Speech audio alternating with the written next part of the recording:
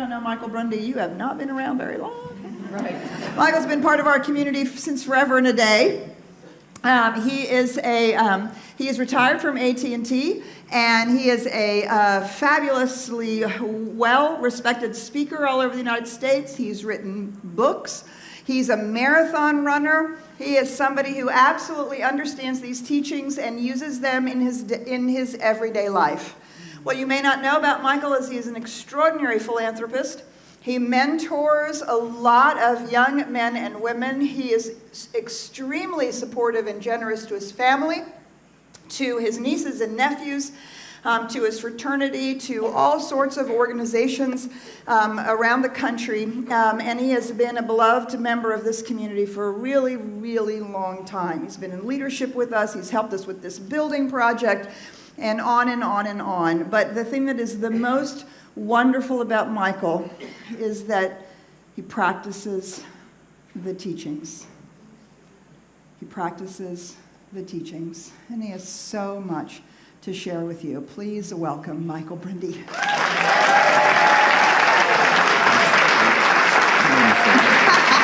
I don't know which one you're using. Are you using the blue one? I think this is the one. Okay, they'll figure it out. He's got it no matter where we go.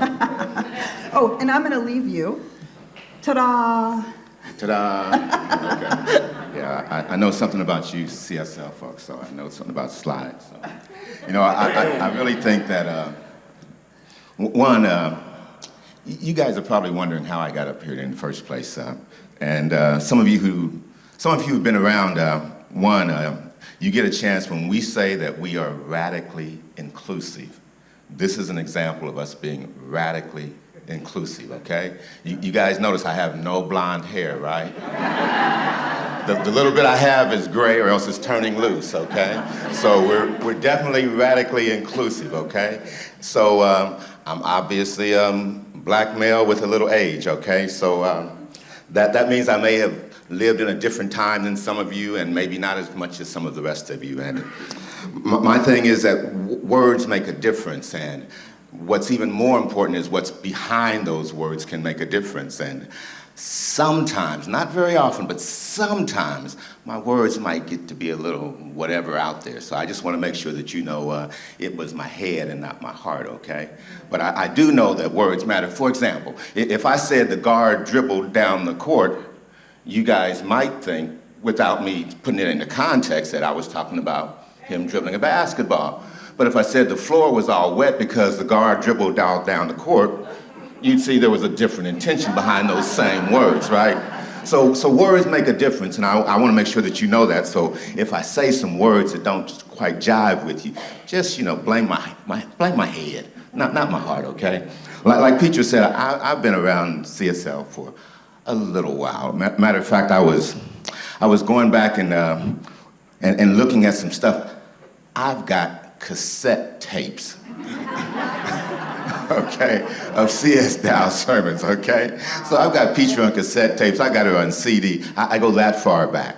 And if you want to put it in years, I've been here at this place at least since 2000, and I've been involved in Science of Mind for probably at least a good 25 years. So that's a good little portion of my life. And for me, it works. I know a lot of people, they come here running from a religion or running from family or whatever it might be. That wasn't my journey. My journey always was I was big into history and I was big into science, and I love books and I love to learn. And at one time I even wanted to have a bookstore. I was going to have a black bookstore. But then they started selling all those black books in everybody else's store, and it didn't seem to be such a good idea. But what I used to do when I was still working, whenever I would travel, I would always go to the bookstore in that town. And that's how I got into CSL. I went to a bookstore, and that bookstore happened to be right next door to the CSL place. And I was in St. Louis, and it was so peaceful that I came back. And what I found out is man, these people are talking my kind of language. They're talking about stuff that I can deal with. See, I first got into black history, okay, American black history. And if you get into black history, that got me into African history. African history got me into African philosophy, African religions. All of a sudden, I was looking at stuff that goes further back than 2,000 years. So I had to look at some different truths, some different laws, some different things. And that got me into metaphysics, it got me into new thought, it got me into a whole new way of thinking. So when I found CSL up in St. Louis, it's like, hey, these are my folks. I didn't care what they looked like because none of them looked like me in St. Louis. But here there's a few more of you guys. But in St. Louis, it just wasn't like that. But for me, it was such a powerful teaching. And it meant so much that, like I said, I really just didn't care. I was going to latch on to it, and it's been so good to me. But when I was last up here, I was getting a chance to be a platform assistant. And being a platform assistant is really good. But it's not near as good as speaking with you guys. Not near as good.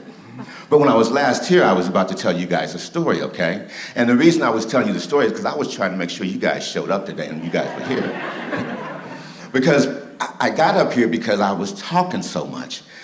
Reverend Petra gave one of those great sermons like she normally does, and I was back at the back door and I was telling her about how good the sermon was, and I was, in my arrogance, saying, you know, we know this stuff.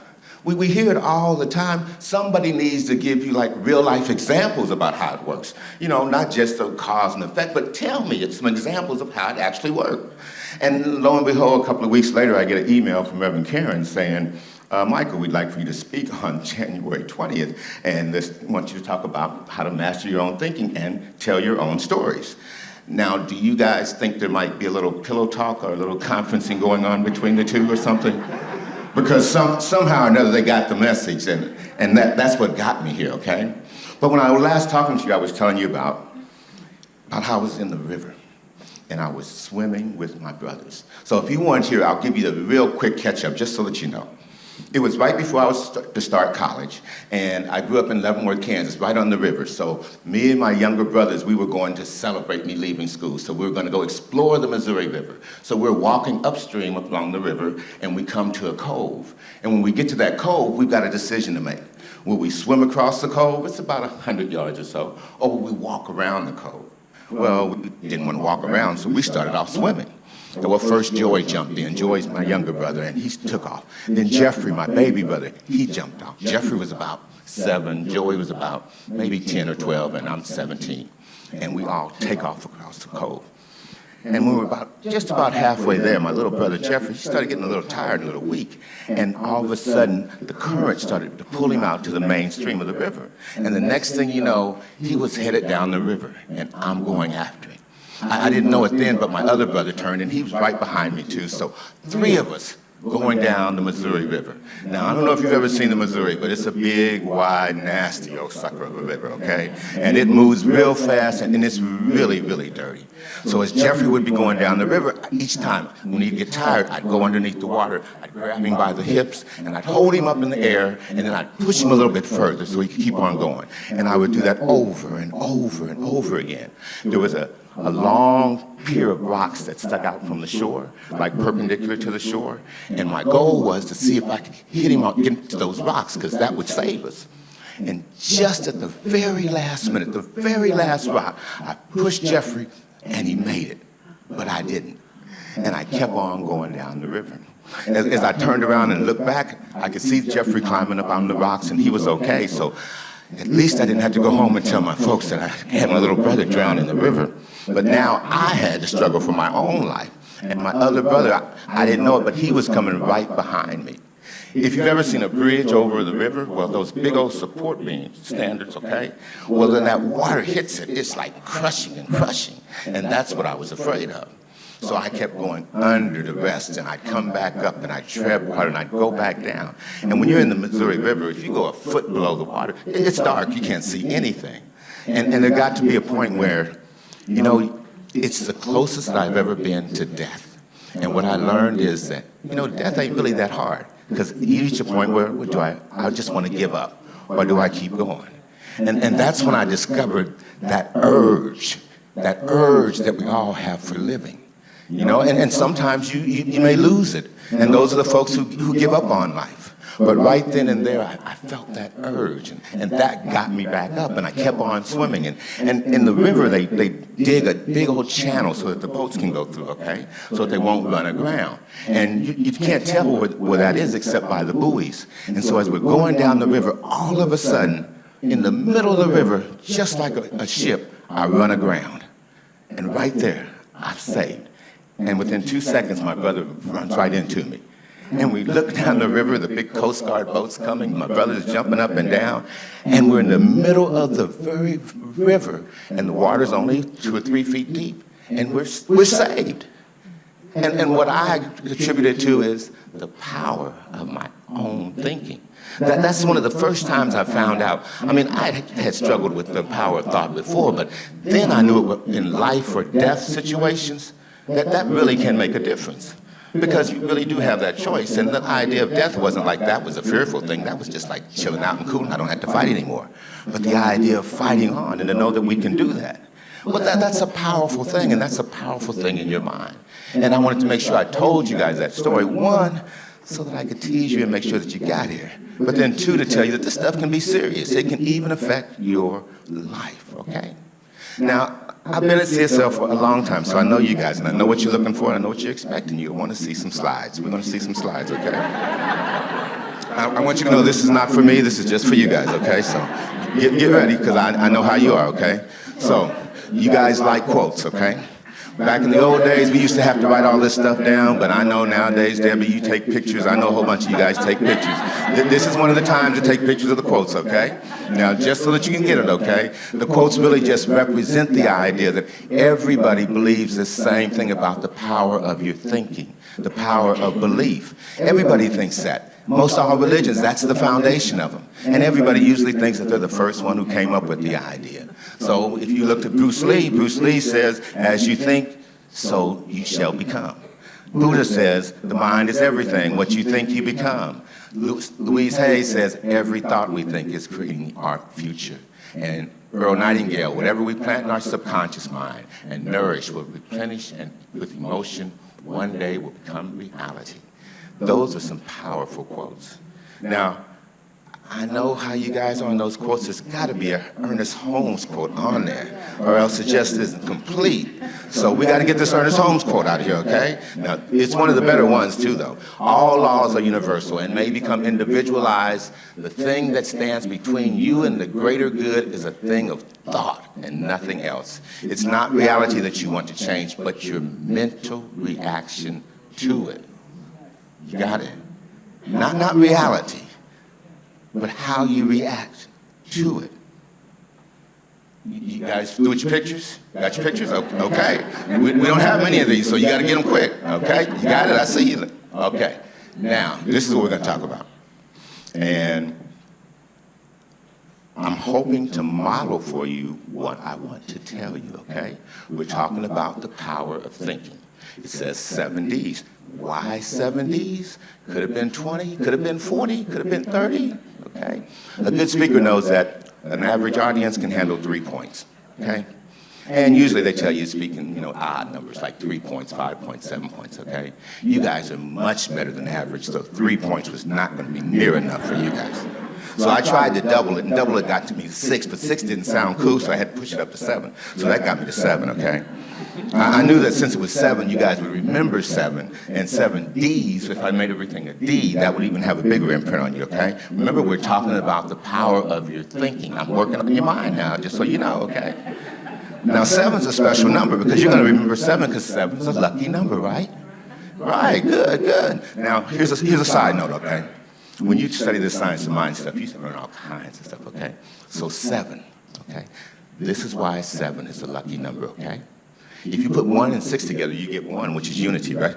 In numerology. 6 represents multiplicity, like 3 and 3, like the Star of David, there's 2 triangles, okay? 1 plus 6, 7, right? 2 represents duality. Most of the things that we know because of duality. We know up because we know down, we know dark because we know light, right? 5 is the symbol for man. We know everything through our 5 senses, right? 2 plus 5 is 7. Wow. 4 gives you direction, north, south, east, and west, right? But if you're talking spirituality, then the direction is like the thesis, the antithesis, and the synthesis, right? Past, present, future, right? That's 7. Got it? Now, some of y'all street folks, let me tell you something, okay? Don't gamble, don't play with dice, okay? Because if you play with dice, the number that you don't want to hit is what? 7, right? Because what number is more likely to come up? 1 and 6, 2 and 5, 3 and 4, 7. Got it? See, this science of mind stuff, you can take this stuff anywhere, okay? And it will work on you. Well, let me tell you what seriously what I'll tell you about, okay? Determination. I think first we need to make sure that we determine who we are for ourselves, okay? Definition, I think we need to determine who we are, define ourselves, and then talk about how we are different from other folks. I think, yeah, we're all one, but we're all individualized, and we're all kind of special, and we're all should be authentic. Then the next one is to make decisions. You know how important decisions are. And if you make decisions and declarations are like setting goals. And not only do you have to make the declaration, but you got to do the work. That's where the real thing comes in, taking action. But you don't want to doubt what you're doing, okay, and doubt that it's going to happen. And then, of course, you got to delight in your accomplishments. Pat yourself on the back. Say it was a good deal. You got it? Yeah. Now, y'all, I don't expect you to remember all 7. Just know that there were 7. Know that they all started with D's. If you want to replace some with something else, that's cool with me. I'm just working with your mind, making sure that you think. That's all, okay? Y'all got it, right? Everybody took a picture? Okay, because I'm tired of that stuff. There we go. But what I really want to share with you is stories. Because I love to tell stories. And I think there's power in stories. And I want you to see how, through my stories, how these same principles have affected me and how they might make a difference in your life. You know, first one is that you have to make a determination of who you are, define yourself. And that may change in different situations or whatever. So you have to know your environment. But you got to know who the heck you are. I remember when I was in grade school, first of all, you guys need to know, when I was growing up, I was a runt. Okay, I was short, small, I was tiny, I was too dark, I had a gap between my teeth, my hair was too nappy, everything was just bad, okay? But worst of all was I was a runt, I was just so small. And people would always talk about me and tease me and bully me all the time, but the worst time was when we changed schools. From kindergarten to 4th grade, I went to an all-black school. All the teachers were black, all the students were black, everybody was black. I was cool, I didn't know there was anything different. In 4th grade, we moved to the other side of town. And all of a sudden, I was at an all-white school. 2 black families, okay? And there was this little kid named Johnny Fouts. Now, I hope none of you are Johnny Fouts in somebody's story, okay? There's some things you just don't want to be, okay? Johnny Fouts was a little short, fat, pudgy little kid with glasses, little crazy white boy who used to tease me and bully me to death. This boy could find every kind of way to call me a nigger that you can think of. You hear me? And pardon my French, because I know that might bother some of y'all, but that's what he was calling me. And remember what I told you about words, okay? But he called me pygmy. He called me swarthy. He called me little aborigine, son of Ham. I had to go do so much research just to know what he was talking about. You know, but he was trying to determine who I was, trying to define me. And I can remember I went and talked to my Uncle Billy, and I said, you know, how do you handle this stuff? And my uncle said, Michael, if somebody called you a grape, would you respond? I said, no, of course not. He said, right, because you're not a grape. So if somebody calls you some other thing out of your name, you don't have to respond. That's not who you are. You can decide who you are. You don't have to live the life of a runt. You don't have to just sit on the sidelines. You can participate in all the sports. You can be just like everybody else. And I found out that, you know, I determine that. I get a chance to decide who I am. And I'm different from any and everybody else, just like all you are. I really like the idea that we're all one, okay? I really believe that stuff. You know, here's how I can tell you, okay? If you doubt it, the way that you feel when your heart is broken, when your girlfriend or your boyfriend leaves you, that's the exact same way that I feel. The way that you feel when your kid graduates from college and you got all that pride, that's the exact same way that I feel. The way that you feel when somebody belittles you and tells you that you can't do something in life. That's the exact same way that I feel when it happens to me. It's just like if you cut yourself, you bleed. When I cut myself, I bleed. We are all the same. And we all have that same life bubbling up through us. The exciting thing is, though, that just like a little thought, like God had a little thought, and that little individual thing was me, was you. And I have the obligation to be all of that and just be that and express that. I had a chance to hang out with, I used to go to the National Speakers Association conferences all the time. And I got a chance to hang out with some fabulous people and get a chance to know them. I mean, really cool people like Jack Canfield, who wrote Chicken Soup for the Soul, and Mark Victor Hansen, Zig Ziglar, Les Brown, Tracy Brown, all those folks. Well, y'all know Tracy, right? That Tracy, okay? And I would see all of these people. And I mean, I would hang out with them just like I would hang out with any other person, okay? I mean, I was hanging out drinking with Jack Canfield and having a ball. Nito Corbijn, all these guys. And I would talk to them about how do they do what they do. Because I was trying to be a speaker, so I was trying to sound like Les Brown and sound like everybody else. And all of them kept telling me, find your own voice. Find your own voice. Be authentic. Everybody else is taken. Be you. And that's worked for me. It has been scary sometimes. Sometimes I didn't think that it was the right thing, or I wasn't sure. But I learned that if I was honest about it, okay, then I could be authentic. And when I was honest and authentic, then I end up resonating with other people because we're the same. So you feel the same way that I feel. You think the same way that I think. So if I'm cautious enough to remind you and tell you, look, I might say something that might offend you, but don't blame it on me.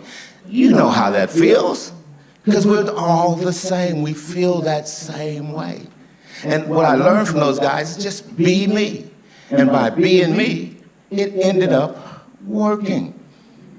And I found out that I could decide who I wanted to be. I could make those kinds of decisions.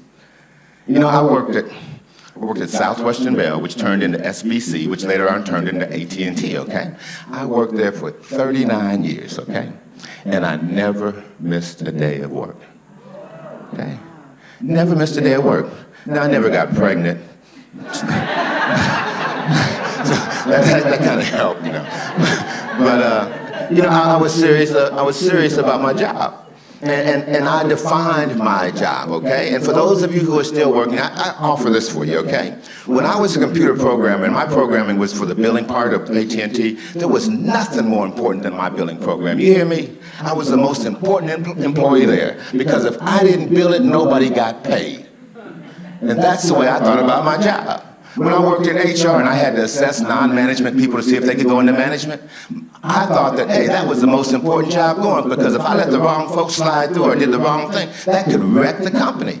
When I was a supervisor, I thought that my managing those people had to be the most important thing going on in that company.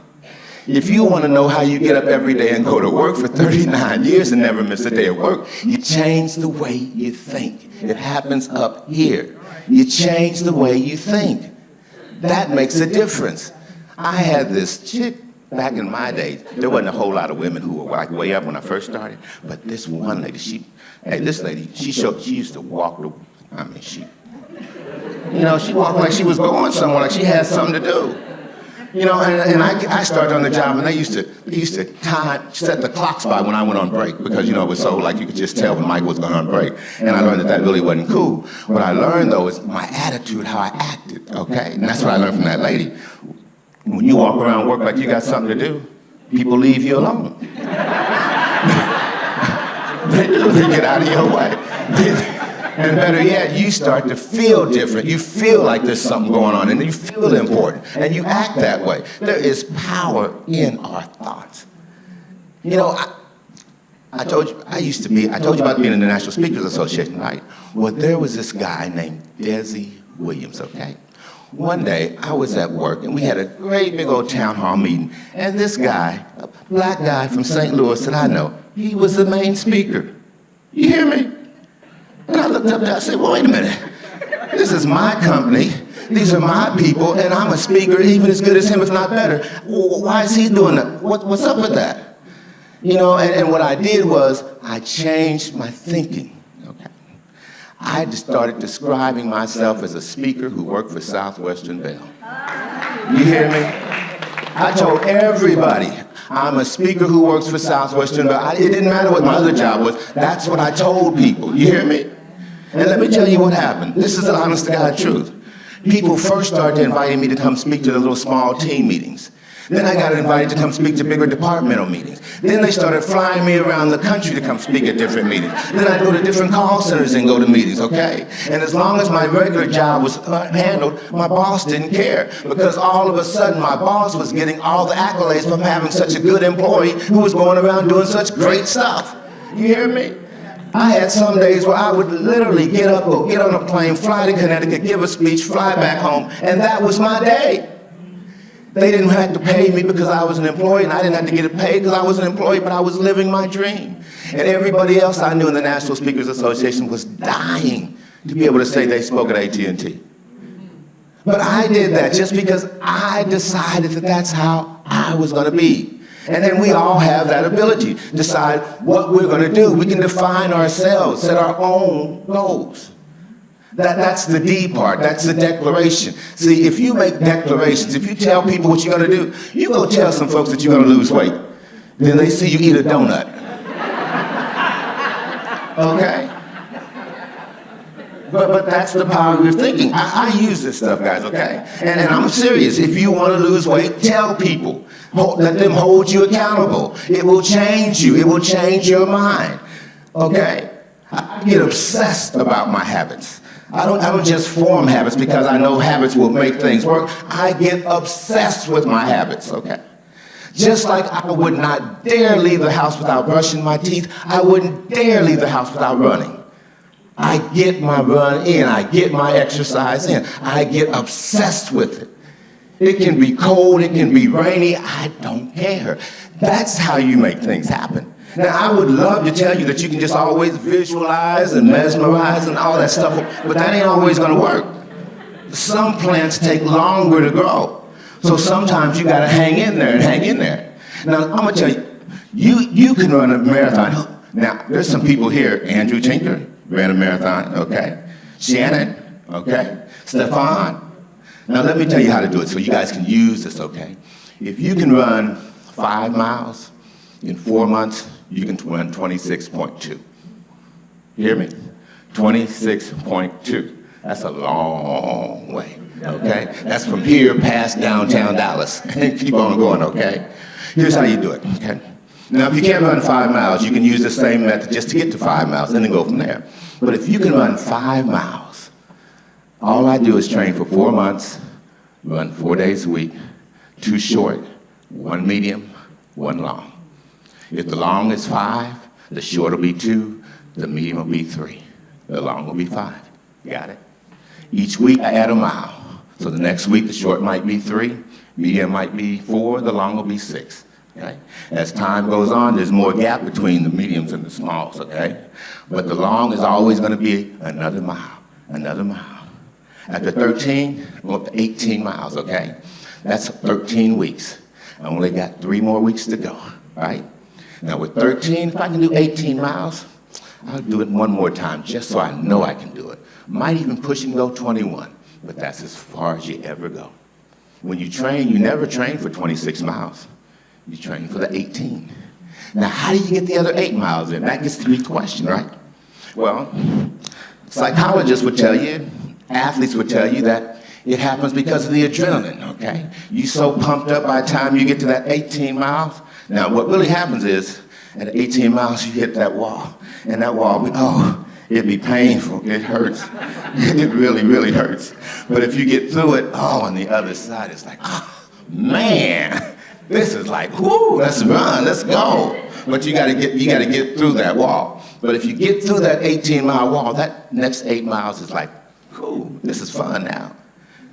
You know, now they say adrenaline, but let me tell you, I like science. That's why I'm here. I like the science of mind, okay? Anybody ever hear of a flywheel? Somebody's heard about a flywheel before, right? Let me tell you about a flywheel. And if you haven't heard about a flywheel is a disc or a heavy object that retains energy, okay? So if you had a flywheel and you spin it around, it reaches a point where they call inertia. And inertia, then it will go by itself unless something else stops it. Follow me? Okay. Here's a better example. You got a bicycle, right? Okay. You know when you hit those pedals and you pedal, and then you take your feet off and the pedals keep going? That's the same thing, okay? That's storing kinetic energy and it will shoom, okay? Now there's a formula that tells you that if you have so much velocity, how much longer those pedals will keep going and all that kind of stuff, okay? What I know though is that if you run 18 miles, you'll get a 30% return on your investment. Now is that a good deal, Jeff? A 30% return on your investment. If you run 18 miles, I'm telling you, you can go 26.2 miles. That's a heck of a return on your investment. Guys, this ain't just true for running. It's true for saving. It's true for getting out of debt. It's true for everything. If you just follow the darn law, it will work for any and everybody, not just me. You'll reach a point of no return, and all of a sudden things will just be going. They'll say, whoa, look at her now. There she goes. I mean, that's how it happens. You start saving $1 every day and keep saving and keep saving and keep saving. You'll look up, you know. The whole time I worked, I saved 10% of my salary, just like they said. I saved 10%, okay? I saved 10% all the time, all the time. I looked up after 39, what the? You hear me? Every day I got paid, every time I got paid for 39 years, every time I got paid, my mother got paid, my stepmother got paid, my father got paid, my lady's mother got paid. Every time I got paid for 39 years, okay? If you give, you'll receive. It does come back. I have never had any issues about whether I was going to have any money or not. It works, guys. I'm telling you. There is nothing. Listen to this one closely, okay? There is nothing in my life that I have ever done that I didn't fail at first. You guys hear me? Nothing. I just got lucky and I hit that Medicare age, okay? And that Medicare age gives you the opportunity now to look back and connect the dots, okay? What you can't do when you're young is you can't always know for sure how those dots are going to work out. But when you get a little bit older, you can connect the dots. And I'm here to tell you that you can connect the dots. And when I can connect the dots, I can tell you why I was successful when I was successful in life. And I can tell you that each time it started off with me being a failure. I was a state wrestling champ, but the first year that I wrestled, I lost every match I wrestled. You hear me? Every match. And then that's not just bad when you lose the match. That meant every time when they had announcements at school, they were talking about me being the loser. Okay? It meant the little cheerleaders were always down there with their pretty self saying, Michael, please get up. And I couldn't get up. But every match, I was on a team that just happened to have more black guys than on a wrestling team. And these guys would beat me up on the way home because I lost the match. It was a crime for me to lose a match to a white guy. I'd get beat up even worse. My second year, though, I started thinking. I started putting forth action. I started working. And I was 50-50. I won half my matches, lost half my matches. Matter of fact, we went to the school of the blind and wrestled, and I was one of only 2 guys who won. I beat a blind black guy. My next year, I went to state. I had a scholarship. I mean, but it came from continuing to do the work, setting the goals, coming back again and again, getting knocked down 7, but getting back up 8. All that stuff is mental. All of that is mental. So before I became a good wrestler, I had to fail. Before I could speak, before I became a speaker, oh my goodness, I went to a Les Brown workshop up in Chicago, and they had all these people sitting at tables, 8 people, 10 people at a table, and we each had to do a little talk. And if you were the best, then you got to move up, and then move up. I was the worst at my table. The very worst at my table, you hear me? Now the rest of them were, you know, they were some ministers, some teachers, and people who spoke more, and maybe prepared more, but I was the worst. And I'm really glad to be able to say it in this group because I very seldom tell it, but it turned out that I went back to my little hotel room and I was crying my little eyes out, just like I used to cry when I was wrestling. And a little girl, a little white girl who was gay and who was about to adopt a little black child. Back in those days, she was going against everything that I thought was supposed to be cool, and she was the one who came and talked to me and told me that to hang in there and made a difference in my life. And because of that, I went back and I joined the Toastmasters group. Not just one or two, because I wanted to be good. I joined 3 or 4 groups. Okay, I started winning all kinds of contests. They had to put me in the Hall of Fame to stop me from doing all that stuff. I got to be so good. But the point is, first I failed. First I failed at it. You hear me? First I failed. Before I learned how to do anything financially, first I failed. I had to buy 5 cars before I learned that you can't trade what you don't own. Do you know what I'm saying? Okay? So, I mean, this is mental stuff, okay? I used to put my credit cards in a block of ice, okay? You want to talk about getting out of debt. Okay? I've ripped up the receipts and cut up the cards, all that kind of stuff. But if you can go find the number, it don't really make no difference. You know, I would freeze them in a block of ice so that I would have to think about it before I did something. But that still didn't make a difference because I would break the ice and use the card anyway. Until I changed my mind, it didn't matter. Until I changed my mind. I started thinking that whenever I got paid and I was giving all my money away, I was no better than a slave because all my hard work and everything was going to somebody else. I started looking at things differently. And before you know it, I got out of debt. And I ain't been messing around with that stuff no more. And I'd advise you guys to do the same. So for me, the power of my thinking and mastering my thinking, that's helped me, whether it's been physical with running and my health. It's been there, whether you're talking about finances and getting out of debt or saving money. And I'm the millionaire next door now, just so y'all know. But don't tell Karen, because she'll ask me for some more money. But I only tell you because I want you to know that this stuff works. And I want you to know that it really will work in your life, everyday people's life, okay? Just like you, just like me. Now, I'm supposed to stop about right now, okay? But I'm going to really push y'all, okay? Just because I know I can and because I've been here a while. But I read something, I found out something when I was preparing for this that I just got to share with you guys, okay? Because it's so powerful about our thoughts and what we can do with our words and our intentions, okay? So what I need is 6 people. 6 people. First 6 people that can come up front. Come on, help me out now. 1, 2, 3. There's, I knew Debbie B. 1, 2, 3, 4, 5. There's 6. I got 6. We're good. 1, 2, 3, 4, 5, 6. Okay. Okay. Help me out. It's only 5. One of those. Everybody gets one. Got one? Okay. Got 6. 1, 2. Everybody got one? Got one? Got one? Got one? Got one? Okay. Now what I need you guys to do is position yourself 2 down this aisle, 2 down this aisle, 2 down this aisle, so everybody can see you. Okay. Got it? Okay.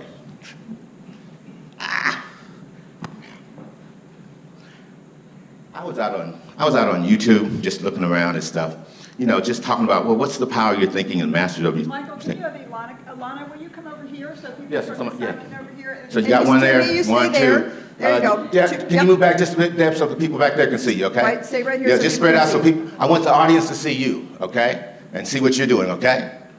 Okay, now what they have is just a pendulum, okay? A nut on a string, as Dennis would say, okay? Now, all I want you guys to do, the people with the pendulum, okay? You can repeat after me, concentrate on my words, say the same words that I say, and look at your nut at the same time, okay? Got it?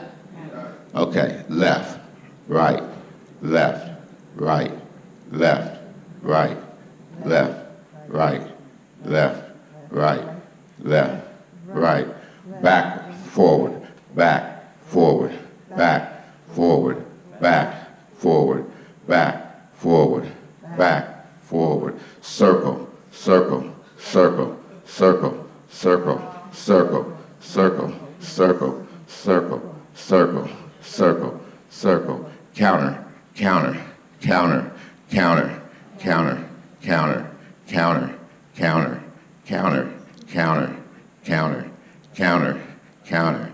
Got it? All right. That's it. Could y'all see? Did yours move? Did it move? Did it move?